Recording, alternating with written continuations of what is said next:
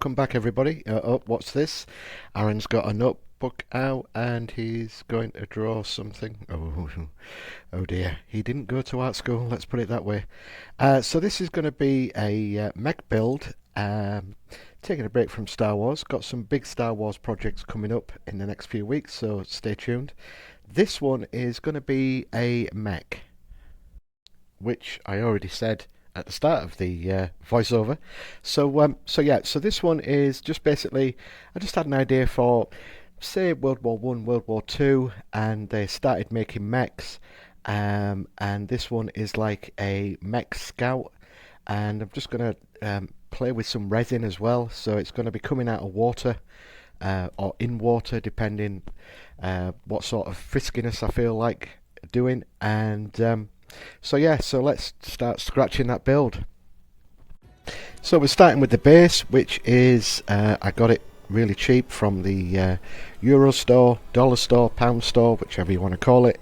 It's just one of those inspirational quotes on the other side, and I'm just going to use it as the base. So I'm just, as you can see, struggling trying to get everything off, and then I'll be using the base for the legs, which there we are. These are the fidget sort of things that I sent some over to Morrigan's Creations because he wanted some as well.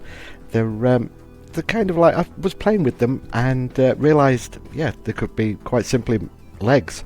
So that's what I did. I just got them into shape, chopped a few pieces off, just sort of like give it the same balance as the other, and those will be the basis for the build, and there are my legs that I'm just going to stick down onto the base right now. So to stop the legs from moving, I just super glued everything together, just all the joints, so everything would just stay in place. Easy peasy so far. Eagle-eyed viewers will notice that when I take the legs off the base, they're still not glued together, which means Aaron did his editing trick of editing out of sequence. Well done, Aaron. You'll get there eventually. So what I'm doing is, that white container is a juice container, and that is a soother holder. Don't ask, all my children are grown up and all adults now, so I have no idea where that came from. So I'm just going to make a hole so then that soother will sit into the main body without major surgery and lots of super glue and a prayer. These tyres are from some sort of like Lego Techno kit, and just decided that I'd use them as something for around the middle of the baby soother container. So I'm just trimming them down so they can fit around the container. I'm just going to super glue those bad boys into place, and then I'll super glue the soother onto the main body of the mech, and then I'll glue everything onto the legs. And then just before I decided to stick the body to the legs, I decided that the legs needed a little makeover, so I broke out the 4mm floppy styrene sheeting just to cut into strips and then into tiny squares, just to stick on the legs, just to give it a little bit more detail. And that's me just cutting the styrene. So we'll see me do this 1,000 times before, so I'll move on quickly.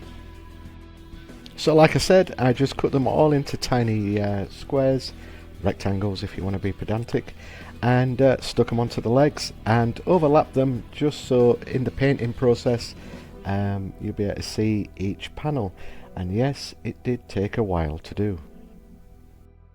And then halfway through doing the panels on the legs, I decided, because I'm a sadist, I wanted some wires hanging down from the legs. So went into my wire bit bag, pulled out a load of old wiring, and decided to stick lots of different wires onto the underneath of the mech. I also added some spring-like things to the back of the legs just to add a little bit more detail. It's all out of sequence, but you can get the general gist of everything. Just adding lots of wire because I wanted it to look like it was old, decrepit, but it was still working. The build was just organic really, and I decided that I wanted the mech to look like it had seen a lot of action, and hence all the wires.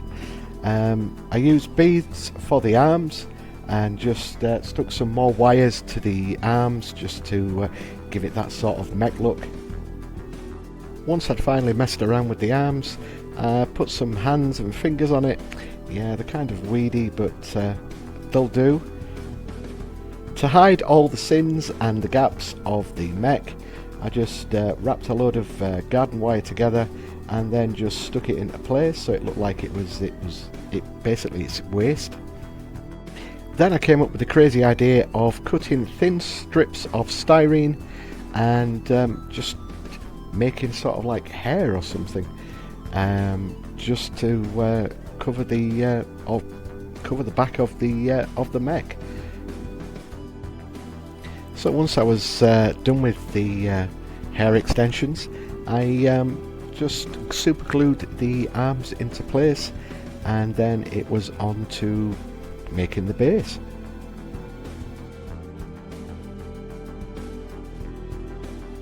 I found some offcuts of XPS foam, just gonna hot glue them into place. Then covered that with PVA glue and then sprinkled the scenery onto it, which I think was fine sand, I do believe. Then I cut some thick acrylic down into strips just to cover all the edging, ready for the resin. So I mixed the resin together, added a bit of blue ink to it, and then with a hope and a prayer that nothing would leak, added it to the base.